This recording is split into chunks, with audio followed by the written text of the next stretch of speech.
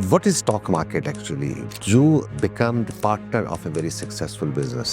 बहुत अनफॉर्चुनेट बात है 25 करोड़ की आबादी का मुल्क में 4 लाख इन्वेस्टर होना। You get to hear कि large companies are thinking of closing down from Pakistan. उनके अपने कुछ रीजंस हो सकते हैं। पाकिस्तान के अंदर अनफॉर्चुनेटली सब लोग प्रॉपर टैक्स नहीं दे रहे, तो जो टैक्स देने वाले हैं उन लोगों के ऊपर बर्डन बढ़ जाते हैं। चैलेंजेस तो हैं पाकिस्तान में, और फिर लॉ एंड ऑर्डर या सिक्योरिटी सिचुएशन के हवाले से या पॉलिटिकल इंस्टेबिलिटी के हवाले से। टेक्नोलॉजी के मामले में बहरहाल हम पीछे हैं अभी भी। जो यंगस्टर्स हैं चुटकियों में इंटरनेशनली क्रिप्टोज वगैरह के अंदर अकाउंट खोल लेते हैं। पहले ज्यादातर जो इन्वेस्टर्स या बिजनेस कराची तक कंसंट्रेटेड थे, अब हमने देखा all over the Pakistan.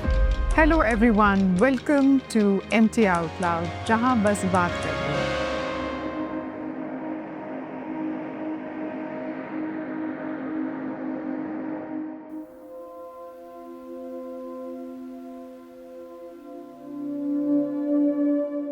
Today we are joined by Zahid Latif Khan. He is the chairman of Zahid Latif Khan Securities and ZLK Islamic Financial Services. This is the first premier Sharia compliant brokerage house.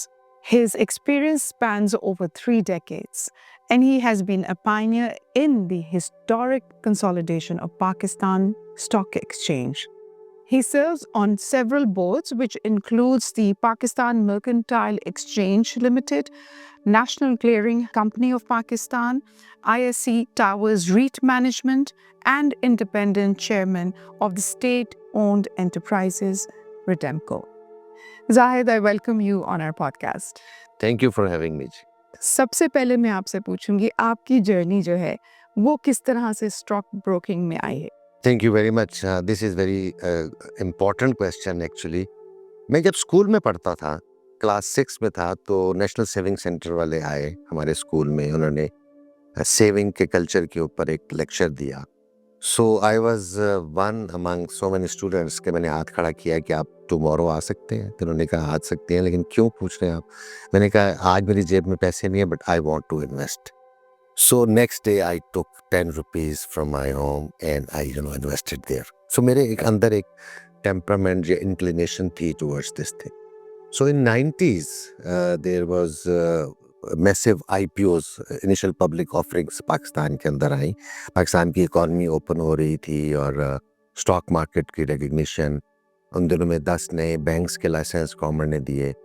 सो मैं IPOs में apply करता था। Between 90 to 94 I was an investor and a sort of long-term investor, or to the extent of IPOs only. 94 में for some personal reason I had to sell my portfolio, and incidentally उस वक्त की वो stock market का peak था. So I made a very good amount of money, profit भी और principal भी वापस आ गया। और October 94 में then I started my own brokerage house. So this is the start of my journey towards stock brokering. What is actually a resilient investor mindset? Pakistan में specially, क्योंकि हम इन्वेस्ट अक्सर प्रॉपर्टीज़ में ही करते हैं या गोल्ड में करते हैं, तो जब हम इतनी डाइवर्सिफिकेशन देखते हैं जैसे स्टॉक ब्रोकरिंग है, इसमें इन्वेस्टर का माइंडसेट क्या होता है? देखिए, बहुत अनफॉर्चुनेट बात है कि पाकिस्तान के अंदर जो फाइनेंशियल लिटरेसी है या जो लोगों का इंटरेस्ट या अवेयरनेस टुवर्ड स्टॉक मार्केट है, it is one of the lowest in the world. 25 crore की आबादी का मुल्क में 4 लाख इन्वेस्टर होना, it is less than 1/4% of the population of this country. And जो तो डेवलप कंट्रीज़ हैं, forget about the Europe and US, वहाँ तो 55, 60, 70% तक भी मामलात हैं। बट बांग्लादेश, श्रीलंका, नेपाल जो है वो भी हमसे कहीं ज़्यादा आगे हैं फाइनेंशियल लिटरेसी के हवाले से। हुआ ये है कि पाकिस्तान में पिछले 30 ईयर्स से रियल स्टेट में खुली छुट्टी थी, पूछने वाला नहीं था, तो इस वजह से लोगों का रुझान उस तरफ रहा।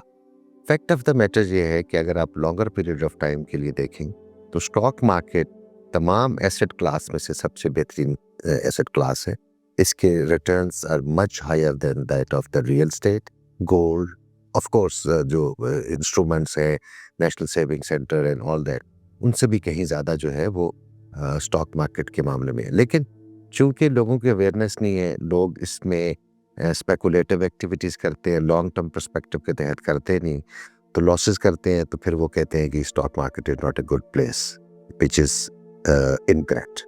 I mean, you get to hear some very, I would say, heartbreaking sort of stories also कि जी मेरे वालिद साहब ने स्टॉक्स में अपने इन्वेस्टमेंट्स करी थी और अनफॉर्चुनेटली उनका बहुत बड़ा लॉस हुआ और उनको हार्ट अटैक हो गया, ये भी बात आती है। Okay. So this is something that people are very wary of. But if you have to promote this in a way that you have to, educate somebody about this, what would you say? How to invest and what should be the starting point? देखिए, लोगों को ना इस बात को अच्छी तरह से कंसेप्ट को समझ लेना चाहिए कि there is no shortcut to success. One, there is no quick way of becoming rich. What is stock market actually? You become the partner of a very successful business. For example, आप मिजान bank को देख लें कि वो एक बड़ा successful bank है। अब आप वो बैंक तो नहीं खरीद सकते, बट उसके शेयर खरीद सकते हैं। 500, 1000, 1500, जितनी भी आपकी कैपेसिटी है वो आप लेते हैं। और जब वो बैंक जो है वो प्रोफेशनल मैनेजर्स उसको चला रहे हैं, और उसका जब प्रॉफिट होगा वो जब डिस्ट्रीब्यूट करेंगे तो every share holder will get the money. So होता ये है कि आप किसी भी सक्सेसफुल बिजनेस के साथ, there are plenty of companies जो कि बहुत सक्सेसफुली चल रही हैं, तो अगर आप उनमें आप इन्वेस्ट करते हैं, और फिर ये तो नहीं हो सकता कि आप डेली बेसिस पे आप उसको मॉनिटर करते रहें, ऊपर जा रहा है नीचे जा रहा है, आज फलां खबर आ गई या खुदा ना खास्ता Pakistan is a happening country, news का फ्लो आता रहता है, तो लोग उससे घबरा जाते हैं और घबरा के शेयर बेच देते हैं। You are a partner in this business and the business is flourishing, it's growing despite all odds. Pakistan is 5th populous country in the world, consumer country hai. From 7 a.m. to 7 p.m. there is a lot of activities, businesses, offices, सब कुछ चल रहे हैं, shopping हो रही है, कारोबार ज़िंदगी चल रहा है।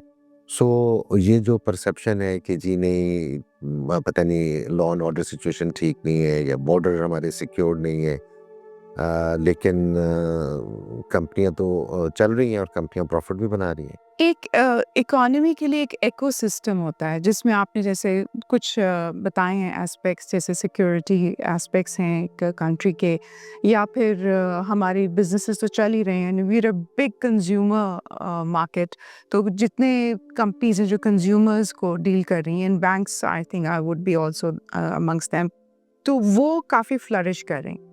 But then you get to hear that large companies are closing down, even like multinationals are thinking of closing down from Pakistan. हमारे IMF के इतने pressures हैं. So what happens to stock market? I mean, I understand that what you just described was one part was trading and the other is investing.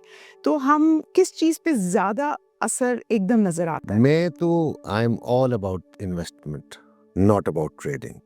Trading मैं पिछले 31 years से brokerage business के अंदर हूँ, या फॉर दैट मैटर 36 ईयर्स से stock market से affiliated हूँ as an investor and then as a broker. मैंने ट्रेडिंग करने में कभी किसी को कमाते नहीं देखा, इन्वेस्टमेंट करने वालों को बहुत बहुत कमाते देखा है, and it is true for world over. ठीक है, जो भी दुनिया के अंदर जो बड़े नाम हैं, Warren Buffett, people like him, वो यही कहते हैं कि जी आपने इन्वेस्टमेंट करनी है for longer period of time. अब जहाँ तक आपने ये बात की कि जी इंटरनेशनल या मल्टीनेशनल कंपनीज जा रही हैं, इसके दोनों एस्पेक्ट्स हैं, इसका पॉजिटिव साइड भी है, नेगेटिव साइड भी। नेगेटिव साइड ये है कि लोग कहते हैं कि क्यों जा रहे हैं, उनके अपने कुछ रीजंस हो सकते हैं। पाकिस्तान के अंदर अनफॉर्चुनेटली टैक्स रेजीम, चूँकि सब लोग प्रॉपर टैक्स नहीं दे रहे, तो जो टैक्स देने वाले हैं, जो डॉक्यूमेंटेड इकॉनमी के जो पार्ट है, उन लोगों के ऊपर बर्डन बढ़ जाते हैं। तो शायद ये एक वजह ये भी हो सकती है उनके यहाँ से वाइंड अप करने की। बट उसके पॉजिटिव एस्पेक्ट ये है कि उसको किसी लोकल बिजनेसमैन ने वो बिजनेस खरीद लिया है, तो ये एक पॉजिटिव है कि पाकिस्तान के बिजनेसमैन जो हैं वो ग्रो कर रहे हैं, उनकी इतनी कैपेसिटी हो गई है कि वो किसी भी मल्टीनेशनल कंपनी को खरीद रहे हैं। So this is a good thing. So challenges तो हैं पाकिस्तान में, और फिर लॉ एंड ऑर्डर या सिक्योरिटी सिचुएशन के हवाले से या पॉलिटिकल इंस्टेबिलिटी के हवाले से that's why our market is very cheap. अगर ये सब चीज़ें अच्छी हो जाएँ तो फिर वो मार्केट हमारी बड़ी एक्सपेंसिव हो जाएगी। मैं आपको एक एग्ज़ाम्पल देता हूँ। हमारे ही अपने 2 नेबर कंट्रीज़ हैं, India and China.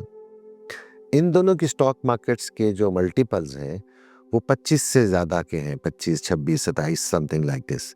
And hours is अब जाके पिछले 2.5 साल से हालाँकि मार्केट 3 टाइम्स बढ़ चुकी है, अभी भी जाके हमारे मल्टीपल्स 8 पे गए हैं। मीनिंग देयरबाय कि अभी भी हमारी market is still very cheap as compare to not only the neighbouring countries, because अगर हम चाइना या इंडिया की एग्जांपल देते हैं तो लोग उसको नहीं इतना पसंद करते, क्योंकि वो तो बहुत बड़ी इकॉनमीज़ हैं, बहुत बड़ी पॉपुलेशन वाली कंट्रीज़ हैं।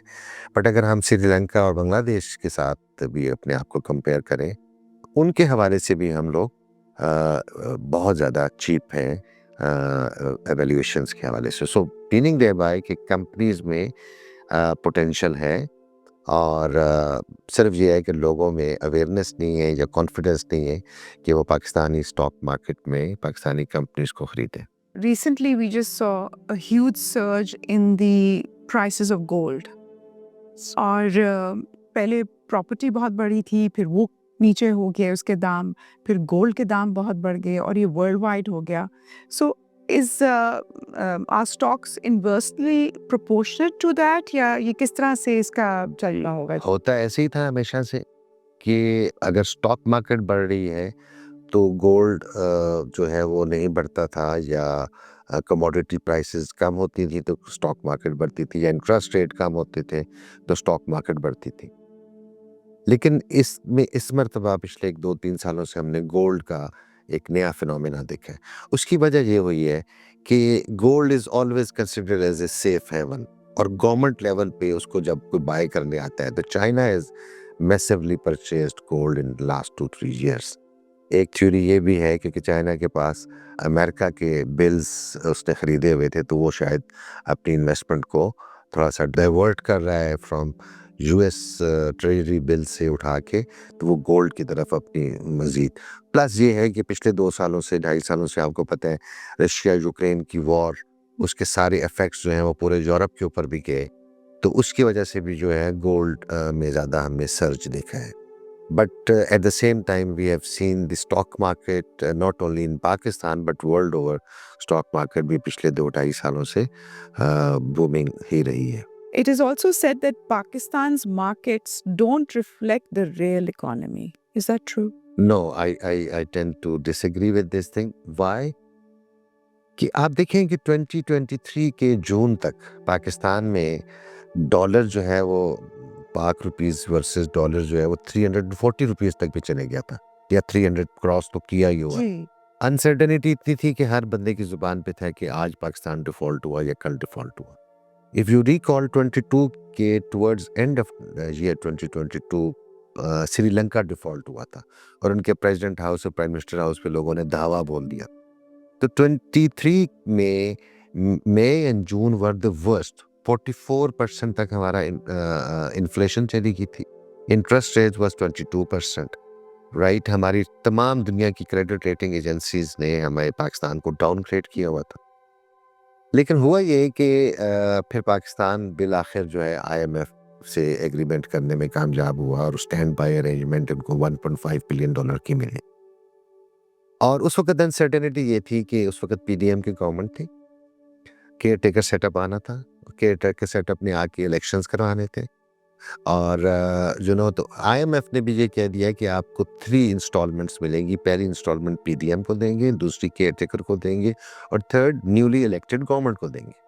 सो उन्होंने पक्का पाकिस्तान को बांधा था, और प्लस उन्होंने उसके बाद रिफॉर्म्स का भी काफ़ी ज़्यादा चीज़ों का कहा था। एंड देन वी सॉ कि चीज़ें उसके बाद बेहतर शुरू होगी, क्योंकि स्टेबिलिटी आना शुरू होगी इकॉनमी के अंदर। रिफॉर्म्स जो IMF ने कहा हुआ था उसको गवर्नमेंट ने बिल आखिर करना शुरू कर दिया।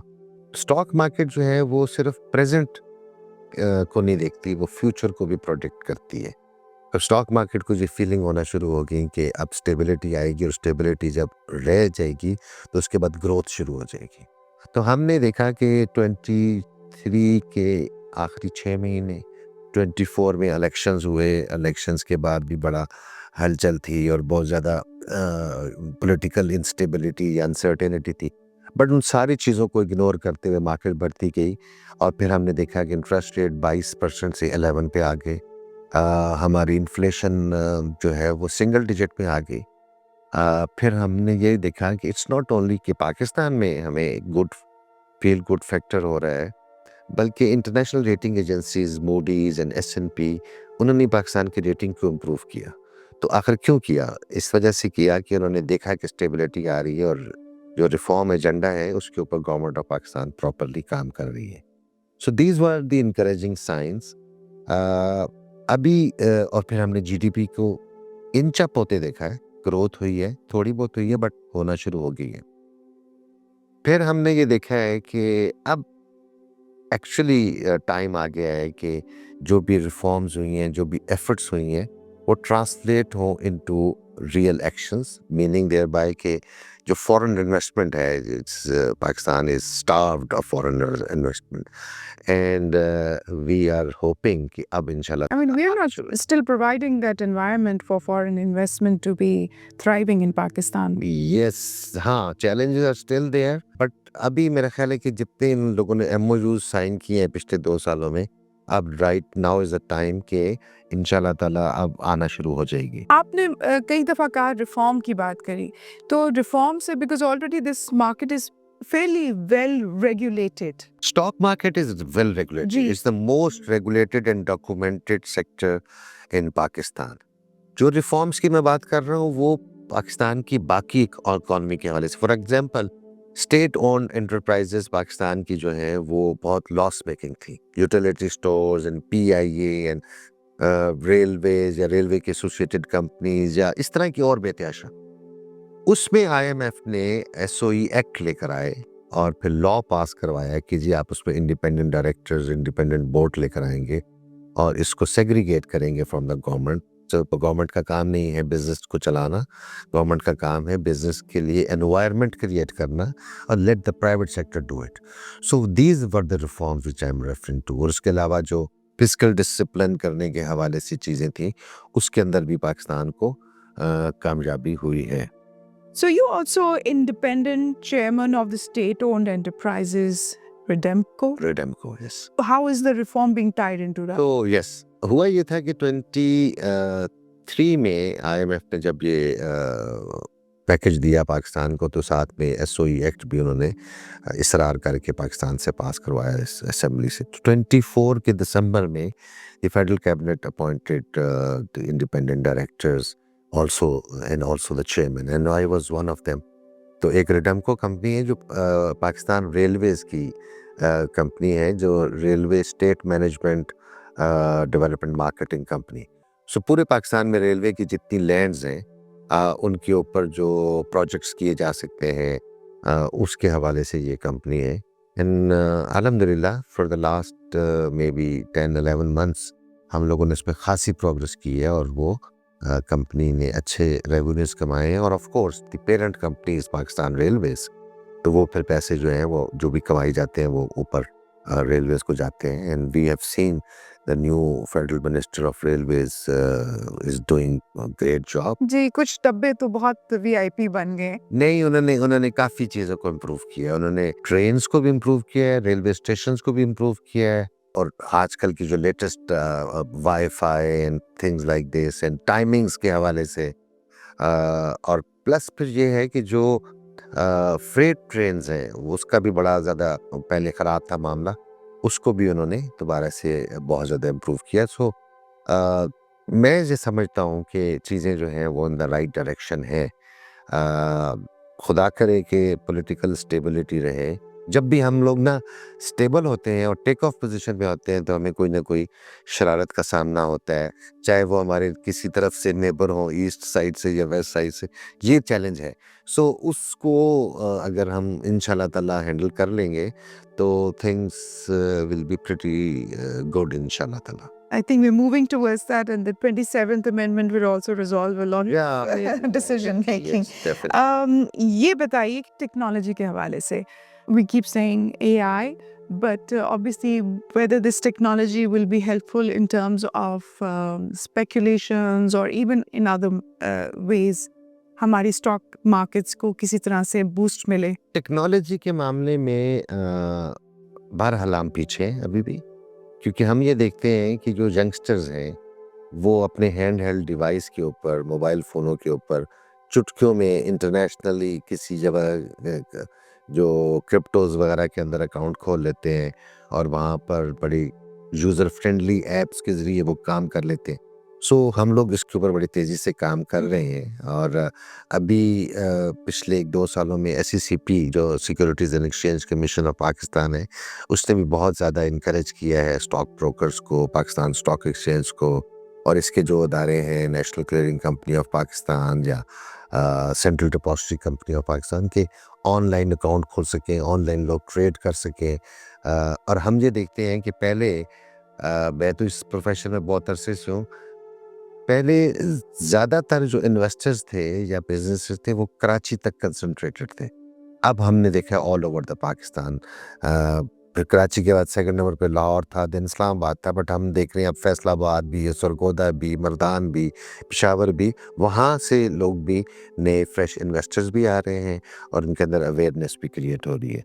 And that is actually very very important that we should create an awareness among the general public and specially to the youth, so that वो जो स्कैम्स हैं उससे बचें और उनको पता होना चाहिए कि which is the right way and which is the right platform where they should be going and making investments over there. Zahid, I always think that you're a very humble person, but you have really pioneered in so many things. And now you are also doing that in Sharia compliant Alhamdulillah. brokerage. So, can you tell us a little bit होता क्या है Sharia compliant? जी, thank you very much. देखिए, बात ये है कि एक तो it is required by law in Pakistan. आपको पता होगा कि एक तो फेडरल शरीयत कोर्ट का फैसला था जिसके मुताबिक दिसंबर 2027 तक आपने अपने सारे फाइनेंशियल सिस्टम को शरिया कंप्लाइंट करना है. एंड देन 26th अमेंडमेंट जो आई थी पिछले साल, उसके अंदर तो फिर लॉ में अमेंडमेंट आ गई कि आप 1 जनवरी 2028 से पहले आप अपना जो है वो इस्लामिक सिस्टम पे लेकर आए अपने कारोबारी ज़िंदगी को. हमने ये देखा कि आज से कोई 25 साल पहले पहला पाकिस्तान में इस्लामिक बैंक बना, मीज़ान बैंक. उसको बड़े चैलेंजेस थे लेकिन बहरहाल वो लगे रहे, एफर्ट्स करते रहे और आज हम देख रहे हैं कि 6 इस्लामिक बैंक बन चुके हैं और बाकी जितने कन्वेंशनल बैंक थे उन्होंने इस्लामिक विंडोज़ बना लिए. पाकिस्तान में इस वक्त 550 कंपनियां तकरीबन लिस्टेड है पाकिस्तान स्टॉक एक्सचेंज में. And more than half of the listed companies are Sharia compliant already.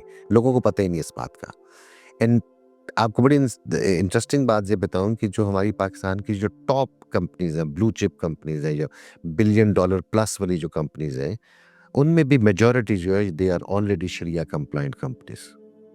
अब लेकिन पाकिस्तान में complete financial ecosystem, Islamic ecosystem में एक चीज़ की कमी रह गई थी कि there were no totally sharia compliant brokerage house. So SECP was बहुत ज़्यादा कोशिश कर रही थी कि कुछ लोग इस तरफ आए. And I was the first. अल्हम्दुलिल्लाह मैं इस बात पे इनके साथ मीटिंग्स की और मैं एग्री किया कि हम करते हैं. तो उसके अंदर बिजनेस फिजिबिलिटी तो नहीं है लेकिन एक फेथ बेस्ड एथिकल इन्वेस्टमेंट जो मेरे अंदर एक हमेशा से एक डिज़ायर थी कि लोगों को मैं लॉन्ग टर्म इन्वेस्टमेंट करवाऊं बजाय इसके कि वो स्पेकुलेटिव एक्टिविटीज़ करके अपने लॉसेस करें. तो it was very close to my heart. हमने इसका लाइसेंस लिया लास्ट ईयर 2024 में. Congratulations. Thank you very much. Thank you. We are the first and so far the only in Pakistan. It's more than 1.5 years के हमने उसको operational किया हुआ है. इसमें चैलेंजेस हैं क्योंकि लोगों में अभी अवेयरनेस की बहुत कमी है. अभी भी पूरे पाकिस्तान में बावजूद इसके कि Islamic banks are very successfully running, but अभी तक पूरे पाकिस्तान के अंदर बैंकिंग का 22% शेयर जो है वो इस्लामिक हुआ है. स्टिल 78% जो है वो अभी भी कन्वेंशनल है.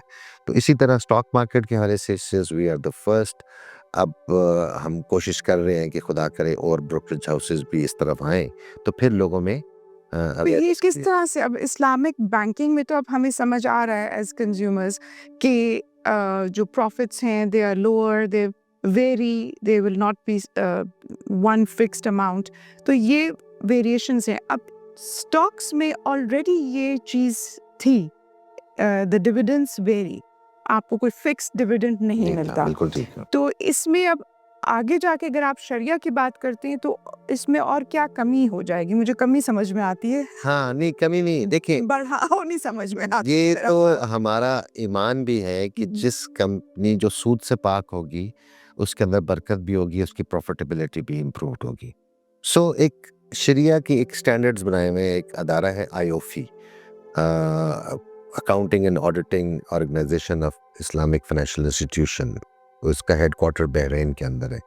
And Alhamdulillah, we also signed an MOU with them and we have become the member of that organization. वो पूरी दुनिया के अंदर स्टैंडर्डाइजेशन इस्लामिक इंस्ट्रूमेंट के हवाले से करते हैं।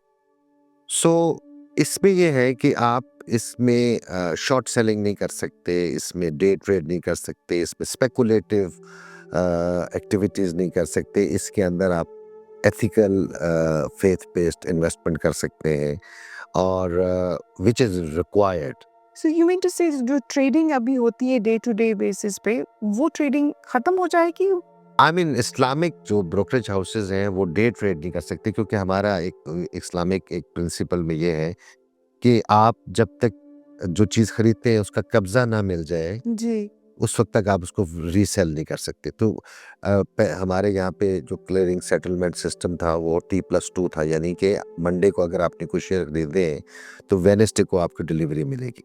बट अब उसको T+1 कर दिया, तो मंडे को जो शेयर खरीदेंगे आपको ट्यूसडे को उसकी डिलीवरी मिल जाएगी।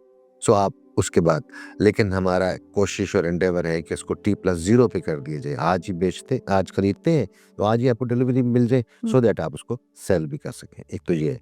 बट इसके अंदर जो फाइनेंसिंग या लेवरेज प्रोडक्ट्स होते थे कि जो आपने कर्जा लेके शेयर खरीदे हैं, सूद पे शेयर खरीदे हैं, वो आप काम नहीं कर सकते। So this is more towards ethical investment, more towards faith based investment. And मैं ये समझता हूँ कि आज 78 सालों में पाकिस्तान में हम लोग सिर्फ 4 लाख इन्वेस्टर्स क्रिएट कर सके हैं स्टॉक मार्केट में। बट अगर ये इस तरह ही अगर फेथ बेस्ड इन्वेस्टमेंट होना शुरू हो जाए तो 1% ऑफ पॉपुलेशन भी आ जाए तो 25 सो वी विल हैव लोग a better secure market. Yes. So इसके अंदर जो वाइल्ड फ्लक्चुएशंस होती हैं या इसके अंदर जो मुख्तलिफ किस्म के स्कैंडल्स कभी कभार आ जाते हैं, वो भी इंशाल्लाह ताला निकल जाएंगे। ज़ाहिद एक चीज़ बहुत वाज़ेह है कि हमारे मुल्क में इस टॉपिक की या इस सेक्टर की बहुत नॉलेज नहीं है, and you are working towards the financial literacy. इसमें आप क्या-क्या स्टेप्स कर रहे हैं? ये बहुत इंपॉर्टेंट चीज़ है, बिलीव मी। ये बहुत ज़बरदस्त लैकिंग है पाकिस्तान के अंदर। जितने फ्रॉड स्कैम्स होते रहते हैं, अगर हमारे लोगों में फाइनेंशियल लिटरेसी आ जाए, आप यकीन करें कि बड़े बड़े सीनियर ऑफिसर्स, सिविल भी एंड मिलिट्री भी, वो भी इस तरह की पॉन्जी स्कीम्स के शिकार हो जाते हैं। हालांकि वो पढ़े लिखे लोग हैं, हालांकि उन्होंने दुनिया देखी हुई है, बट फाइनेंशियल लिटरेसी नहीं है। इसमें ना इम्पॉर्टेंट चीज़ ये है कि आपने अपने पैसे नहीं किसी को देने कि वो आपको कमा के देगा। कोई किसी को कमा के नहीं देता। आपने अपने पैसे खुद से इन्वेस्ट करने हैं और ये कंसेप्ट के साथ करने हैं कि आप किसी भी अच्छे कारोबार के अंदर हिस्सेदार बन रहे हैं जो डॉक्यूमेंटेड रेगुलेटेड सेक्टर है। दूसरी इंपॉर्टेंट बात यह है कि स्टूडेंट्स, यंगस्टर्स के पॉइंट ऑफ व्यू से मैं इस पे बड़ा एम्फसाइज करता हूँ। फॉर एग्जांपल मैं यूनिवर्सिटीज़ वगैरह में जाता हूँ, अराउंड 20 साल के बच्चियाँ होती हैं। उनको मैं कहता हूँ कि अगर आप 2 स्टूडेंट्स मिल के मैकडॉनल्ड जाते हो और एक वक्त का मील खाते हो तो 5,000 रुपये खर्च कर देते हो। अगर वो 5,000 रुपये बचा लो और अब अलमारी में रख दो, फर्ज करें, और हर महीने एक मील मिस करके वो 5,000 सेव कर लो, तो 25 साल के बाद आपको वो जो मिलेंगे पैसे अलमारी में से, वो 15 लाख रुपए मिलेंगे। बट अगर आप उनको फर्ज एग्जाम्पल सकूक ले लेते हैं, जो इस्लामिक वो इंस्ट्रूमेंट है, और 10% के उसके ऊपर यील्ड के ऊपर भी कर लेते हैं, और उसका कंपाउंडिंग इफेक्ट देखने देते हैं तो वो आपको 25 साल के बाद वो 70 लाख रुपए मिलेगा। और आजकल 5,000 रुपया महीने में सेव करना it's not a big deal.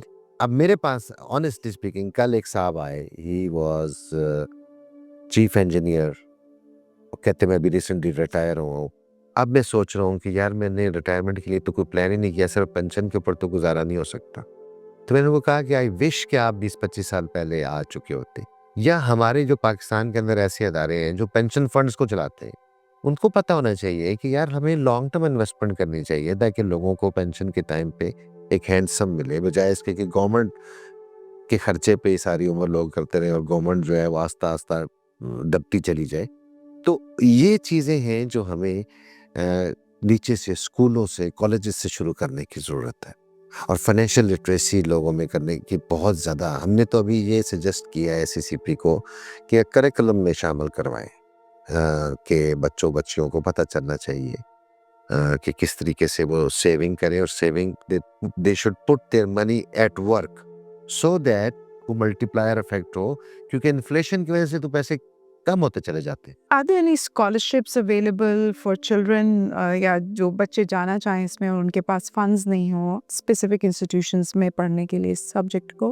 अल्हम्दुलिल्लाह हम लोगों ने अराउंड 14 कॉलेजेस एंड यूनिवर्सिटीज़ के साथ एमओयू साइन किया हुआ है which are from Rawalpindi, Islamabad, Peshawar, Abbottabad. मैं उनको 2 तरह की ऑफर्स करता हूँ कि एक तो ये है कि बच्चों को जब वेकेशंस होती हैं, समर वेकेशंस, जब विंटर वेकेशंस, उसमें अगर आके वो इंटर्नशिप करना चाहे तो we offer them because we have got 9 branches.